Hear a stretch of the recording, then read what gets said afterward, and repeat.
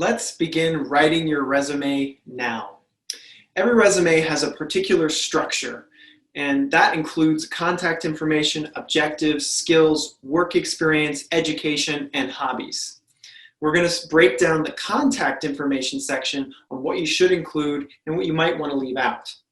So basically in the contact information section, your first full name is what goes first, then your phone number, then your email ID.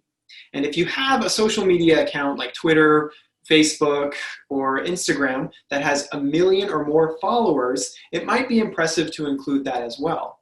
What you might want to leave out is irrelevant social media links, which might show a side of you that is not quite so professional or appropriate for a professional setting. So it's quite simple for the contact information section. And later, we're going to go through all of the other sections so you can have a complete resume. See you there.